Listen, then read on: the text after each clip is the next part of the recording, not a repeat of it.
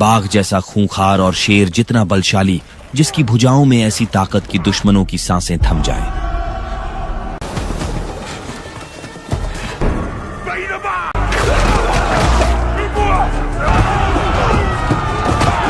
जिसके कदम पड़ते ही रणभूमि में दुश्मनों की रूह तक कांप उठती थी। वो था महान आहूला का बेटा कायाना। कहानी 18वीं शताब्दी के हवाई आइलैंड की है।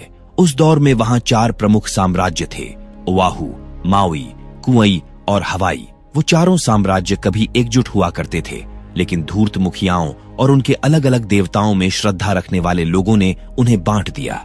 तब से वे एक अंतहीन युद्ध के चक्र में फंसे हुए जिंदगी गुजार रहे हैं। तो वहीं माउई साम्राज्य का सेनापति कायाना अब इन खून खराबों से अलग होकर कुवई में अपने परिवार के साथ शांत जीवन जी रहा है। खान पान के लिए वे विशालकाय मछलियों का शिकार करते थे। सब कुछ बढ़िया चल रहा था, लेकिन उनकी लाइफ में उथल पुथल उस वक्त शुरू हो गई जब माउई साम्राज्य के राजा काहेकिली का शाही दूत उनके द्वीप पर आया। कुवई के राजा बिल्कुल भी खून खराबा नहीं चाहते थे। 3 साल पहले जब कायाना ने उनसे शरण मांगी थी, तब उसने वचन दिया था कि उन्हें माउई साम्राज्य से कोई समस्या नहीं होगी। अब उस वादे को निभाने की बारी थी। राजा काहेकिली का शाही दूत एक पैगाम लेकर आया था। वैसे तो वो अपनी सेना के भगोड़ों को ढूंढकर खत्म कर दिया करते थे, लेकिन राजा काहेकिली के फरमान के चलते कायाना अभी भी अपने पैरों पर जिंदा खड़ा था। काहेकिली ने कायाना को कल अपनी परिषद में बुलाया था। साथ में वो धमकाते भी गए कि शाही दूत की बात अनदेखा करने पर जीभ काट ली जाती है। अगर वो भागा तो फिर से उसे ढूंढ लिया जाएगा और इस बार माफी की कोई गुंजाइश नहीं होगी। कायाना के 2 और भाई थे, नमाके और नाही।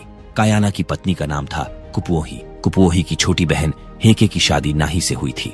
अगली सुबह वे नाही को घर की निगरानी के लिए छोड़कर माउई के सफर पर निकल पड़े। वहां तट पर पहुंचे तो काहेकिली का बेटा पहले से उनका राह देख रहा था। वे उनको राजा के पास ले गए। वहां कायाना का स्वागत उस पर लकड़ी के भाले से हमला करके किया गया। एक भगोड़े सेनापति के लिए भला इससे अच्छा स्वागत क्या हो सकता था। उसके और राजा काहेकिली के परिषद के बीच एक भाला चलाने वाला पहलवान तैनात था, जिसके बारे में चर्चा थी कि उसके भालों से बचकर कोई भी राजा तक नहीं पहुंच सकता। अब वो कायाना को चुनौती देने लगा कि आगे आकर तो दिखा। राजा भी यही चाहता था, इसलिए कायाना ने अपने पंखों वाला चोंगा उतारा और उसके भाले से बचते हुए उस पर टूट पड़ा।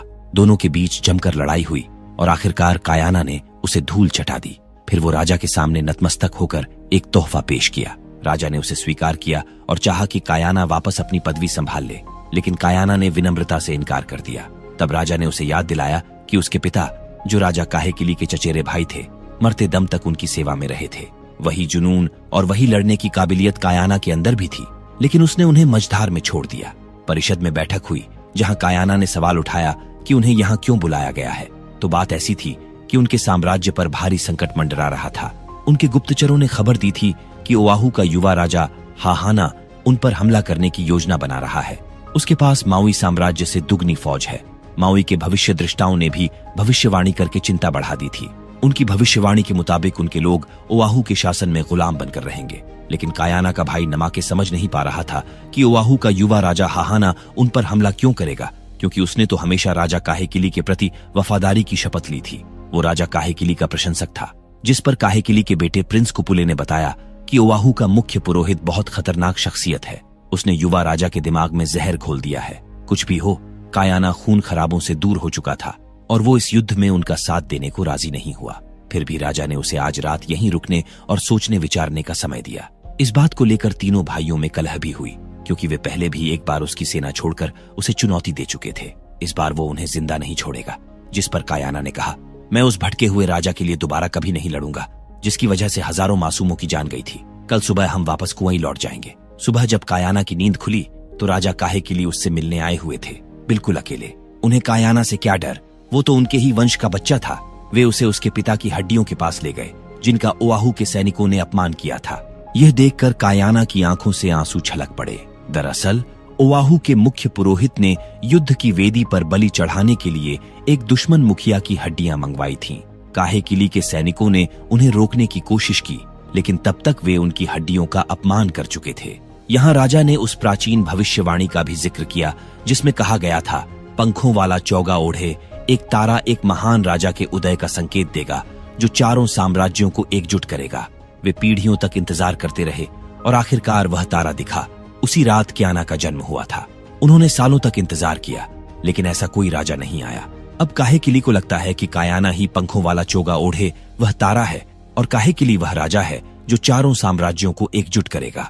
उस दिन कायाना और उसके भाइयों ने पिता की हड्डियों का अंतिम संस्कार किया और कसम खाई कि उस पुरोहित को इसकी कीमत चुकानी होगी। कायाना के पास एक रणनीति थी जिसके जरिए वह बहुत कम खून खराबे में भी ओआहू को जीत सकता था। इसके तहत राजा को वहां के तट के करीब अपनी सेना ले जानी थी ताकि घबराकर ओआहू की सेना तट की रक्षा के लिए इकट्ठी हो जाए, लेकिन हमला नहीं करना था। इस बीच कायाना पूर्वी गढ़ पर हमला करके पुरोहित को हिरासत में ले लेता। मंदिर पर कब्जा होते ही युवा राजा आत्मसमर्पण कर देता। यह एक अच्छी रणनीति थी। फिर क्या था, वे युद्ध के लिए रवाना हो गए। कायाना की एक फौजी टुकड़ी ने पूर्वी गढ़ पर हमला कर दिया। उधर से भी लोग लड़ने के लिए आए और देखते ही देखते तट जंग के मैदान में बदल गया। दुश्मनों पर भाले बरसाए गए, गुलेल से हमले हुए, दोनों तरफ से जमकर लड़ाई हुई और आखिरकार तट पर कायाना की सेना ने कब्जा कर लिया। अब पुरोहित को हिरासत में लेने की बारी थी, लेकिन मंदिर से पहले जंगल था जहां दुश्मन घास में छिपकर बैठे थे। वे अचानक उन पर टूट पड़े, लेकिन उन्हें संभाल लिया गया। कुछ लोग पेड़ों पर भी घात लगाए बैठे थे, उन्हें भी चुन चुन कर खत्म किया जा रहा था। उन्हीं घासों के अंदर एक महिला मिली जो अपने बच्चों को लेकर छिपी थी। कायाना ने उन्हें नजरअंदाज किया क्योंकि वह मासूम लोगों की जान नहीं लेता था। तभी नमाके की नजर उनके लकड़ी के भाले पर पड़ी। पता चला कि वह भाला तो खेत की खुदाई करने वाला औजार था। वे सारे के सारे योद्धा नहीं बल्कि किसान थे। जब तक भूल का एहसास हुआ, देर हो चुकी थी। राजा अपने यश के नशे में इतना चूर था कि तट पर कदम रखते ही एक बच्चे को मारने के लिए दौड़ पड़ा।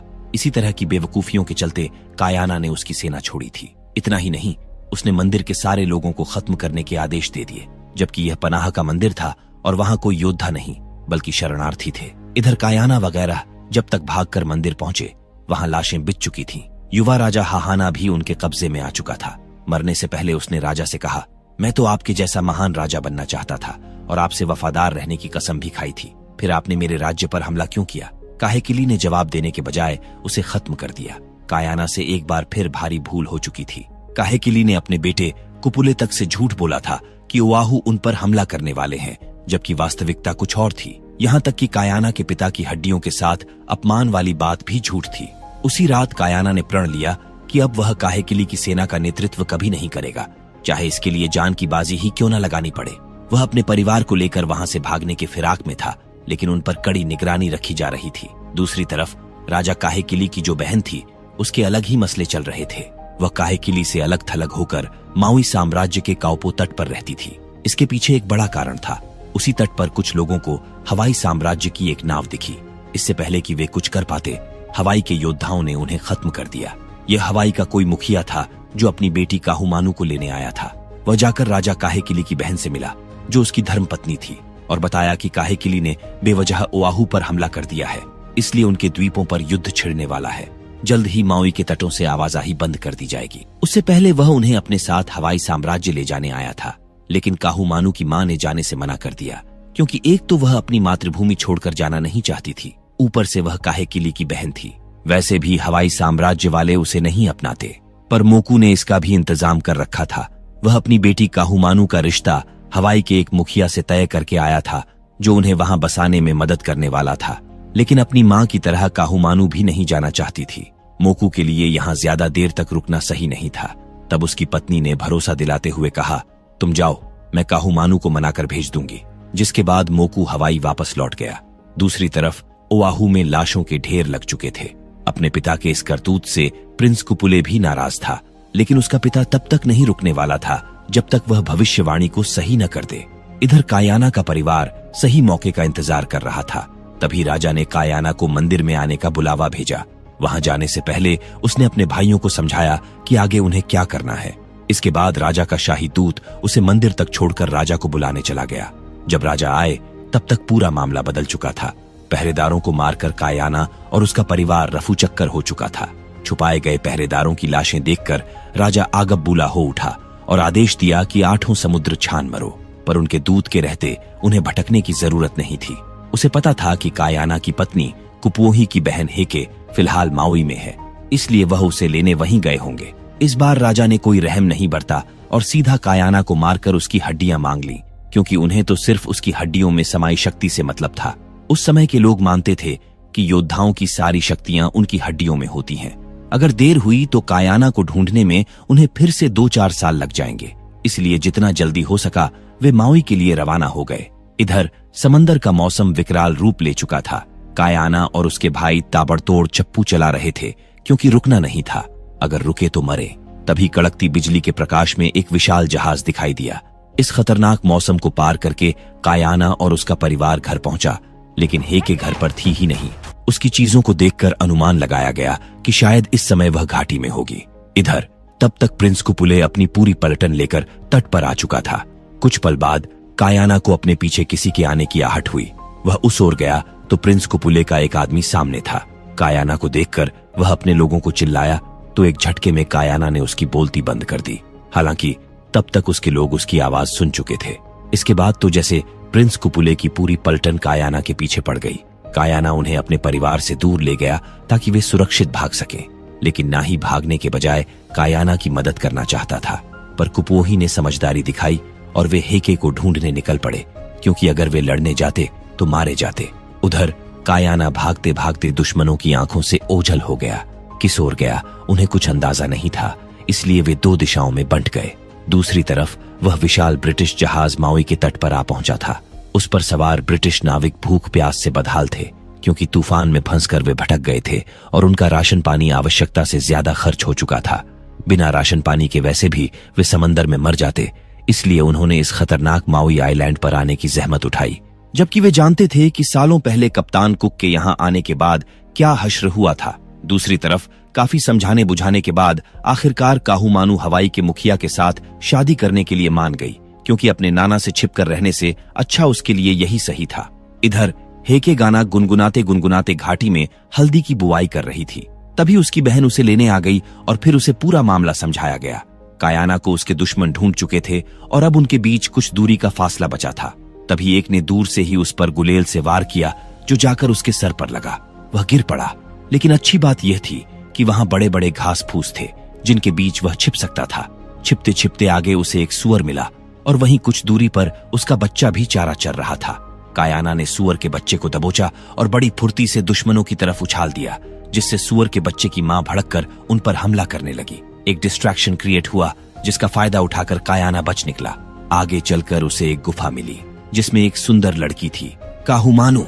कायाना को घायल देख वह मदद के लिए हाथ बढ़ाई, लेकिन उसने यह कहते हुए मना कर दिया कि राजा के लोग उसके पीछे पड़े हुए हैं और अगर वह उसकी मदद करेगी तो राजा के लोग उसे भी मार देंगे। लेकिन काहूमानू पीछे नहीं हटी और उसे ऐसी जगह ले गई जहां राजा के लोग ढूंढ नहीं सकते थे। वहां आराम मिलते ही वह फुफकार मारकर सो गया। इधर प्रिंस कुपुले के लोग कायाना को ढूंढते ढूंढते परेशान हो चुके थे, लेकिन हार मानकर वापस लौटने को भी तैयार नहीं थे। कुछ घंटे बाद जब कायाना सोकर उठा तो काहूमानू ने उससे कुछ सवाल पूछे, जैसे कि राजा के लोग उसे क्यों ढूंढ रहे हैं और उसके बांह पर राजवंश का पारिवारिक प्रतीक क्यों है। तब कायाना ने उसे सारी बात बताई और पूछा, तुम कौन हो जो राजवंश के प्रतीक के बारे में जानती हो। काहूमानू ने बताया कि वह राजा काहेकिली की बहन की बेटी है, लेकिन कायाना को उस पर विश्वास नहीं हुआ, क्योंकि वह शाही घराने के सभी लोगों से भली भांति परिचित था। इस पर काहूमानू ने बताया कि उसका जन्म ऐसी ही किसी गुफा में हुआ था और वह बचपन से लेकर अब तक अपने नाना से छिपती आ रही है। असल में उसकी मां ने दुश्मन साम्राज्य हवाई के एक मुखिया से प्रेम विवाह कर लिया था। अगर यह बात राजा काहेकिली को पता चलती तो वह उन्हें खत्म करवा देता। इसी डर से वह आज भी गुफा में छिपकर अपना जीवन गुजार रही है। 24 घंटे गुफा में बिताने के बाद जब कायाना थोड़ा ठीक हुआ तो अपने परिवार को ढूंढने निकलने लगा। तभी काहूमानू ने कहा, मुझे हवाई ले जाने के लिए एक नाव इंतजार कर रही है। अगर तुम चाहो तो तुम्हारा परिवार मेरे साथ हवाई में शरण ले सकते हो। फिर क्या था, दोनों घाटी की ओर निकल पड़े। उसी रास्ते पर ब्रिटिश नाविक फल, पानी वगैरह इकट्ठा कर रहे थे। तभी उनका एक आदमी जो थोड़ी दूर हल्का होने गया था, पीछे से प्रिंस कुपुले के लोगों के निशाने पर आ गया। उन्होंने उस पर वार किया, उसे बेहोश किया और उसका पिस्टल छीन लिया। उधर कायाना और ब्रिटिश नाविकों का आमना सामना हो चुका था। मार्ली नाम का एक नाविक तुरंत कायाना पर गण तान देता है। कप्तान ने उसे बंदूक नीचे करने का आदेश दिया, लेकिन मार्ली अड़ियल किस्म का आदमी था। इस बीच काहूमानू समझ गई कि ये लोग कष्ट में हैं और यहाँ खाना पानी की तलाश में आए हैं। कायाना व्यंग्य से कहता है, तो फिर वो चूहे की शक्ल वाला आदमी मेरी तरफ डंडी क्यों ताने खड़ा है। जैसे ही उसने चाकू हाथ में लिया, मार्ली ने ट्रिगर दबा दिया, लेकिन कप्तान के समय रहते हस्तक्षेप के कारण गोली निशाने से चूक गई। बस उसकी इसी एक गलती ने पूरे आइलैंड को उनके पीछे लगा दिया। अब एक ही रास्ता था, किसी भी तरह यहां से निकलना। लेकिन इससे पहले कि वे हिल पाते, पीछे से प्रिंस कुपुले का एक आदमी आ धमका। कायाना ने बिना वक्त गंवाए चाकू फेंका और उसे खत्म कर दिया। उसके पास झोन का पिस्टल देख ब्रिटिश फौरन भाग निकले। दूसरी तरफ प्रिंस कुपुले गोली चलने की आवाज की दिशा में भागता हुआ आ रहा था। वो कभी भी वहां पहुंच सकते थे, इसलिए कायाना ने अपनी एक निशानी काहुमानू को देकर कहा, घाटी में खेतों वाली जगह मेरी फैमिली मेरा इंतजार कर रही होगी। तुम ये मेरी पत्नी कुपुओही को देना, वो सब समझ जाएगी। अगर कायाना ऐसा नहीं करता तो प्रिंस कुपुले तट पर पहुंच जाएगा, फिर कोई भी इस तट से भाग नहीं पाएगा। इधर नाही के सब्र का बांध अब टूट चुका था। वो कायाना को ढूंढने जाने के लिए व्याकुल हो रहा था, पर छोटा भाई उसे जाने नहीं दे रहा था, जिसे लेकर दोनों भाइयों में मारामारी हो गई। यहाँ तक कि कुपुओही ने नाही के गर्दन पर छुरा तक रख दिया। तभी काहुमानू आ धमकी। फिर उसने कायाना की निशानी देकर पूरी बात बताई। कुपुओही को पूरा भरोसा था कि कायाना उन्हें ढूंढ लेगा, इसलिए वो हवाई जाने के लिए मान गए। नाव पर बैठते समय उन्हें एक ब्रिटिश मिला जो अपने लोगों से बिछड़ चुका था। काहुमानू उसे अपने साथ ले गई, जबकि दूसरी तरफ कप्तान उसकी राह देखते देखते नाव पर सवार हो गए। इधर कायाना दुश्मनों को बहकाकर तट से काफी दूर ले गया। भागते भागते जमीन कम पड़ गई। अब एक तरफ प्रिंस कुपुले के लोग तो दूसरी तरफ खाई था। फिर हुआ महासंग्राम। एक अकेले पर दर्जनों हमला कर दिए, पर खूंखार कायाना को बस में करना इतना आसान भी नहीं था। जो भी उसके करीब जाता वो उसे चीर फाड़ डालता। काफी जद्दोजहद करने के बाद आखिरकार वो उसे घुटनों पर ले आए।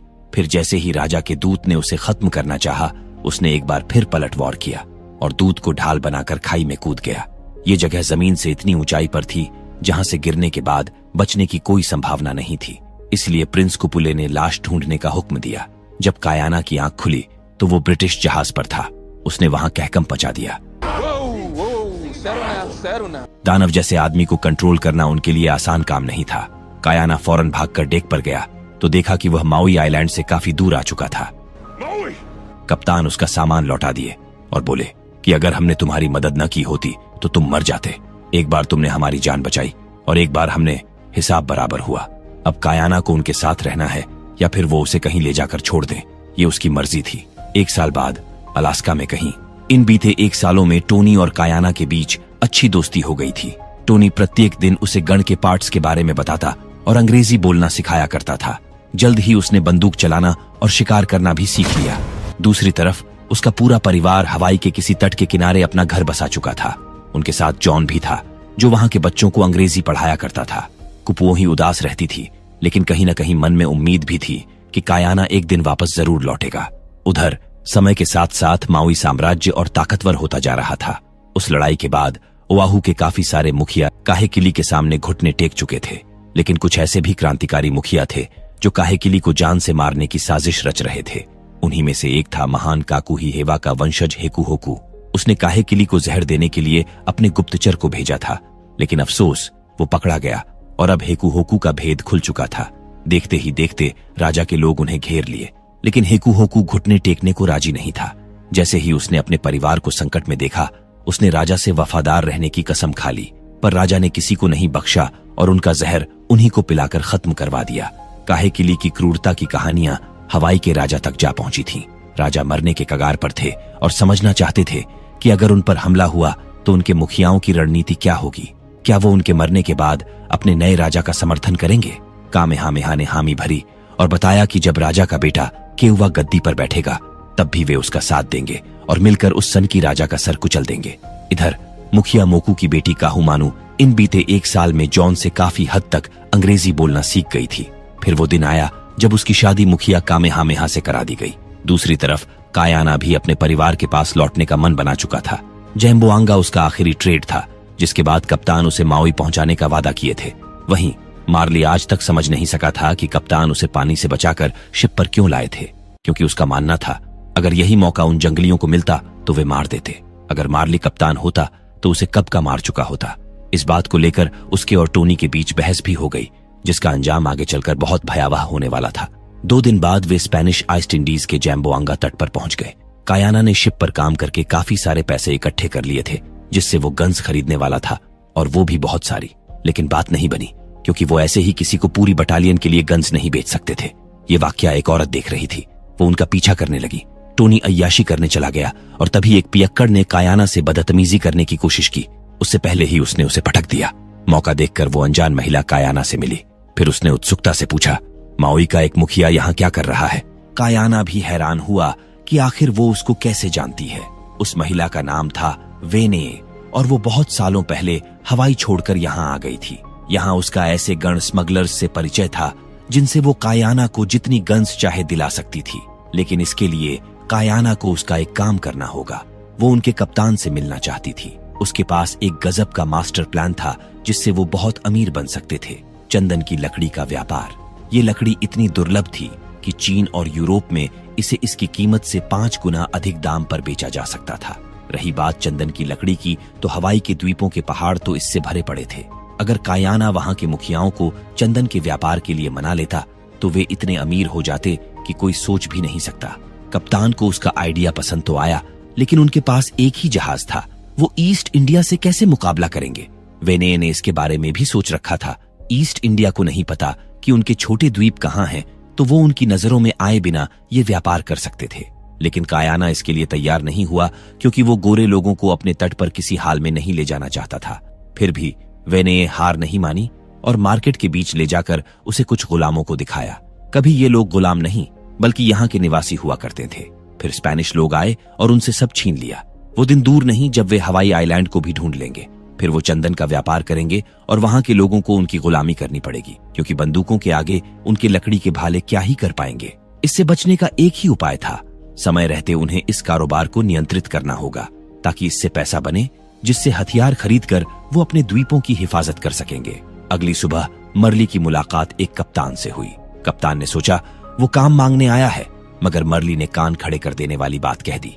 प्रशांत महासागर में ऐसे द्वीप हैं जहां आज तक किसी ईसाई ने कदम नहीं रखा। जो उन पर कब्जा करेगा वह अलास्का से कैंटान तक के समुद्री रास्तों का मालिक बन जाएगा। उसी रात मार्ली ने अपने जहाज के कप्तान के पीछे एक तवायफ लगा दी ताकि वह उसी में व्यस्त रहे। इस बीच टोनी की नजर मार्ली पर ही थी। उसे कुछ अजीब लगा तो वह मार्ली के पीछे पीछे अपनी शिप पर गया। वहां उसने देखा कि कप्तान के टेबल पर एक नक्शा खुला था जिसमें हवाई के सारे द्वीप चिन्हित थे। खतरा भांपते ही उसने मार्ली पर बंदूक तान दी, लेकिन वह वहां अकेला नहीं था। पीछे से किसी ने उसके सिर पर बंदूक रख दी। फिर मार्ली ने पहले का सारा गुस्सा उस पर उतार दिया, लेकिन वे उसे जान से नहीं मार सकते थे क्योंकि वह उनके लिए काफी कीमती था। उन्होंने उसे बेहोश किया और ले गए। इस बीच मार्ली नक्शा चुरा लिया। अब आगे क्या होगा दोस्तों, कमेंट में बताओ। इस सीरीज में कुल 9 एपिसोड हैं, जिनमें से हमने 3 कवर कर लिए। चौथा इसी फ्राइडे आएगा, यानी हर फ्राइडे एक नया एपिसोड।